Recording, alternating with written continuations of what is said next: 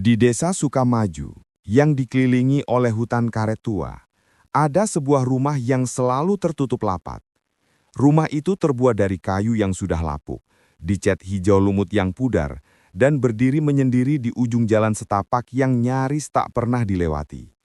Penduduk desa menjulukinya rumah senyap. Mereka bilang, siapapun yang tinggal di sana tak akan pernah bertahan lama.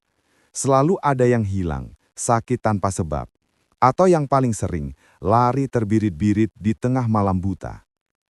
Kisah ini dimulai dengan kedatangan pasangan muda, Rian dan Maya, yang baru saja pindah dari kota besar. Rian adalah seorang penulis yang mencari ketenangan untuk menyelesaikan novelnya. Dan Maya, seorang guru TK yang berharap bisa membuka sekolah kecil di desa.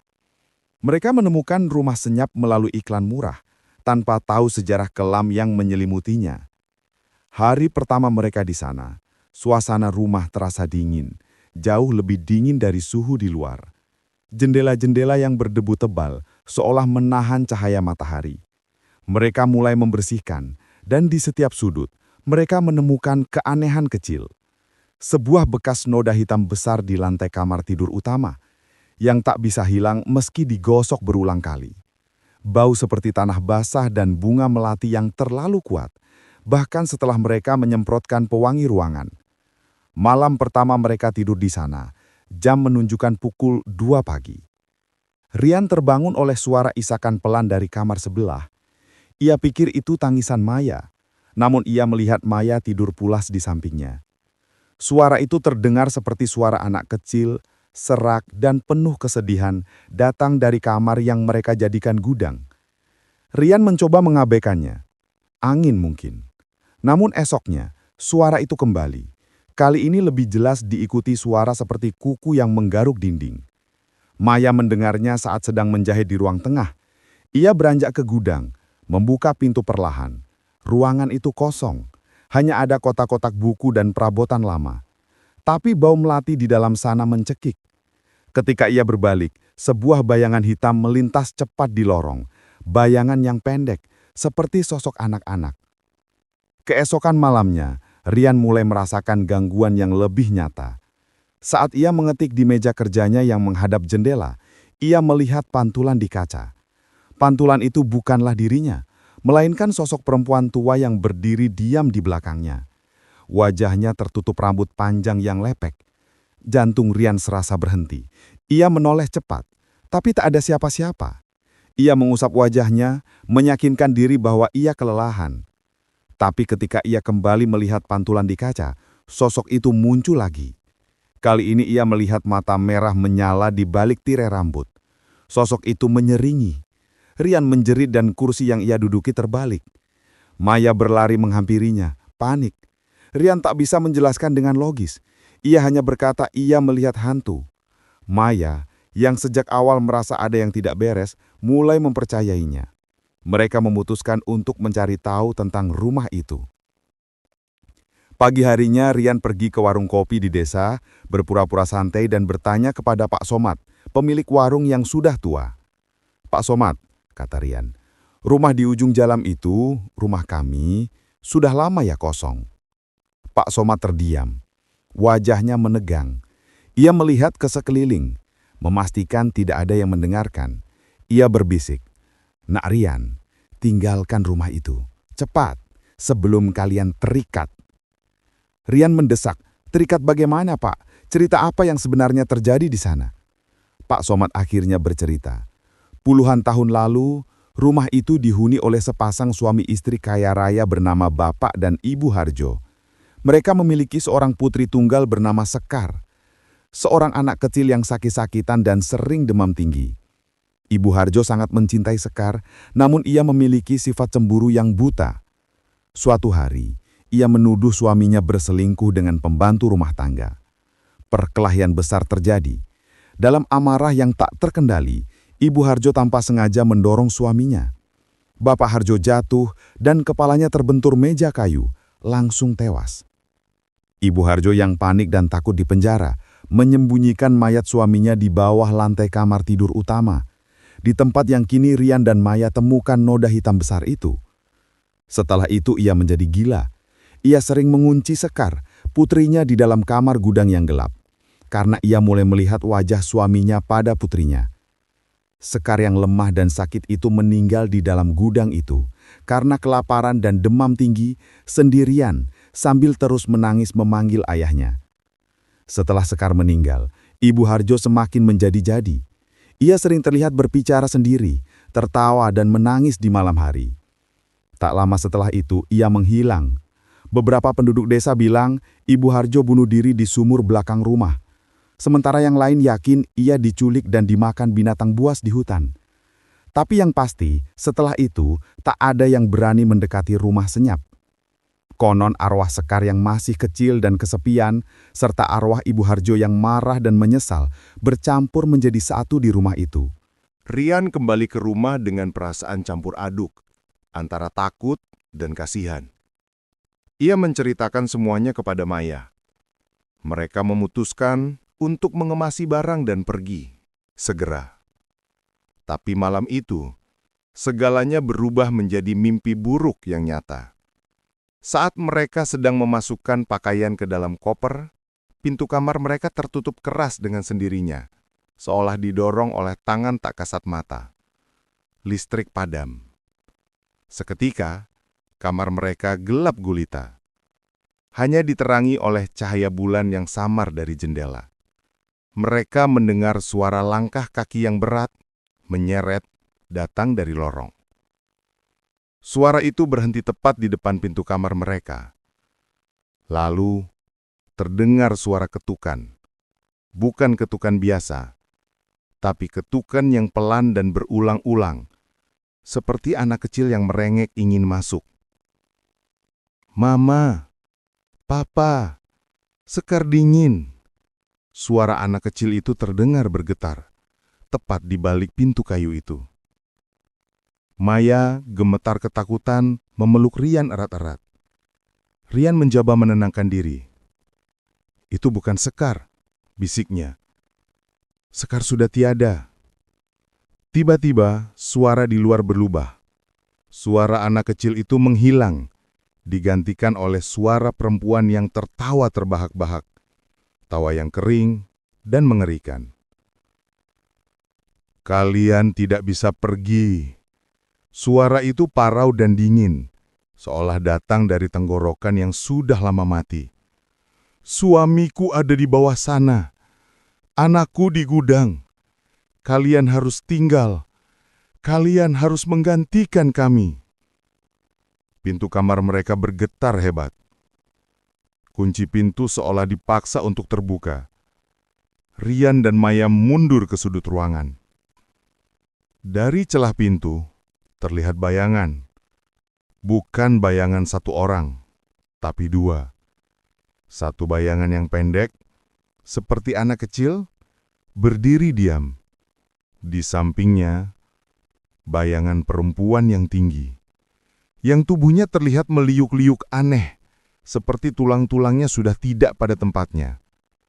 Tiba-tiba, suara benturan keras terdengar dari atap, seolah ada benda berat yang jatuh. Debu-debu mulai berjatuhan dari plafon. "Tinggal!" jerit suara itu. Kali ini, suaranya sangat dekat, seolah arwah itu sudah berhasil menembus pintu. Rian meraih senter di atas nakas dan menyerahkannya. Ia mengarahkan senter itu ke pintu. "Kita lari ke gudang," kata Rian. "Itu satu-satunya ruangan yang tidak ada jendela dan kita bisa menguncinya dari dalam." Mereka berdua merangkak pelan-pelan menuju pintu. Saat Rian membuka kunci, ia merasakan hawa dingin yang menusuk. Ia melihat sekilas. Di lorong, tak ada siapa-siapa. Hanya ada bayangan panjang mereka sendiri. "Cepat!" Mereka berlari melintasi lorong menuju kamar gudang. Bau melati dan tanah basah menyambut mereka. Mereka masuk, dan Rian membanting pintu, menguncinya dengan sekuat tenaga. Mereka bernafas lega sejenak. Namun, kelegaan itu hanya berlangsung sesaat. Di dalam kamar gudang yang sempit, senter Rian menyorot ke dinding. Di dinding kayu itu terdapat banyak sekali goresan kuku yang panjang dan dalam. Di tengah-tengah goresan itu terdapat tulisan yang diukir kasar. Dingin, lapar, ayah. Rian dan Maya terpaku. Mereka berdiri di tempat Sekar meninggal. Tiba-tiba, di sudut ruangan, di balik tumbukan kotak, terdengar suara gemerisik. Mereka menoleh, dan Centurion menangkap pemandangan yang tak akan pernah mereka lupakan. Sesosok anak kecil, tubuhnya kurus kering, mengenakan gaun putih yang kotor dan robek. Matanya cekung dan hitam, dan rambutnya menempel lepek di wajahnya. Itu adalah Sekar. Sekar tidak bergerak. Ia hanya menatap mereka dengan tatapan kosong. "Tolong aku," bisiknya. Suaranya seperti angin yang berdesir di pepohonan. Maya menangis dan menggenggam tangan Rian. "Rian, dia kasihan," bisik Maya. Saat Rian hendak melangkah maju, tiba-tiba sosok Sekar berteriak. Bukan tangisan sedih, melainkan jeritan kemarahan yang melengking. "Ibu bilang kalian mau ambil tempatku!" Di saat yang sama, bau melati yang menyengat berubah menjadi bau amis darah. Tiba-tiba, di belakang Sekar, muncul sosok perempuan tinggi besar. Itu adalah Ibu Harjo. Tubuhnya tampak bengkak, pakaiannya basah berlumpur, seperti baru diangkat dari sumur. Wajahnya pucat dan matanya membelak gila. "Jangan sentuh anakku!" teriak Ibu Harjo. Sosoknya bergerak cepat, melayang mendekati Sekar, lalu berbalik menyerang Rian dan Maya. Rian berteriak, mendorong Maya ke samping, tepat saat Ibu Harjo melayangkan tangannya yang panjang dan kaku. Cakar kuku hitamnya menggores dinding tepat di tempat kepala Rian tadi berada. Mereka merangkak cepat, berusaha mencapai pintu. Rian membuka kunci, menarik Maya keluar dan berlari sekencang-kencangnya. Di luar gudang, lorong tampak lebih gelap dari sebelumnya. Mereka lari menuju pintu depan. Saat mereka tiba di pintu depan, Rian menoleh ke belakang. Di ujung lorong, di bawah cahaya bulan yang masuk dari jendela, berdiri dua sosok itu, Sekar dan ibunya. Sekar merangkak, cepat sekali, seperti laba-laba, menuju ke arah mereka. Sementara Ibu Harjo hanya berdiri diam, wajahnya menyeringai lebar. "Kalian tidak bisa lari. Rumah ini lapar," bisik Ibu Harjo. Suaranya menggelegar di seluruh ruangan. Rian membuka kunci pintu depan dengan tangan yang gemetar hebat. Ia berhasil membukanya dan mendorong Maya keluar. Mereka berlari keluar, menuruni tangga kayu yang berderik, menuju jalan setapak yang gelap. Mereka terus berlari, tidak menoleh belakang sama sekali. Mereka berlari hingga nafas mereka habis, hingga mereka tiba di rumah Pak Somad, yang lampunya masih menyala. Mereka mengetuk pintu Pak Somad dengan panik, berteriak minta tolong. Pak Somad membuka pintu dan melihat kondisi mereka yang kacau, wajah pucat dan nafas terengah-engah. Ia langsung mengerti. "Kalian berhasil keluar," bisik Pak Somad. Suaranya penuh kelegaan, namun juga ketakutan. Rian dan Maya tidak berkata apa-apa. Mereka hanya bisa mengangguk, masih gemetar. "Cepat, mandi dan ganti baju. Besok pagi, kalian harus pergi dari desa ini. Jangan pernah melihat ke belakang dan jangan pernah kembali ke rumah senyap." Mereka menginap di rumah Pak Somad malam itu. Mereka tidak bisa tidur. Setiap kali mereka menutup mata, mereka melihat Sekar merangkak dan Ibu Harjo menyeringai di lorong. Keesokan harinya, sebelum matahari terbit, mereka pergi. Mereka meninggalkan semua barang mereka di rumah senyap, hanya membawa pakaian yang melekat di badan. Saat mereka berjalan menyusuri jalan desa, Rian memberanikan diri menoleh ke belakang. Rumah kayu di ujung jalan itu tampak sama, senyap, tertutup rapat. Tapi di salah satu jendela kamar utama yang kotor, Rian melihat pantulan samar. Pantulan seorang perempuan tua yang berdiri diam, melihat ke arah mereka. Wajahnya tertutup rambut lepek. Ia mengangkat tangannya, seolah melambaikan perpisahan, atau mungkin memberi isyarat ancaman. Rian langsung memalingkan wajah dan berjalan lebih cepat. Ia menggenggam tangan Maya erat-erat. Mereka meninggalkan desa Sukamaju dan rumah senyap selamanya. Bertahun-tahun berlalu. Rian dan Maya pindah ke kota lain, memulai hidup baru. Mereka jarang membicarakan tentang rumah itu. Tapi terkadang, di tengah malam yang sunyi, Maya akan terbangun karena bau melati yang tercium samar. Dan Rian, sesekali saat ia melihat pantulan dirinya di jendela gelap, ia akan melihat bayangan samar yang berdiri di belakangnya. Bayangan itu tinggi, dan selalu tersenyum. Mereka tahu, mereka telah lolos dari rumah senyap.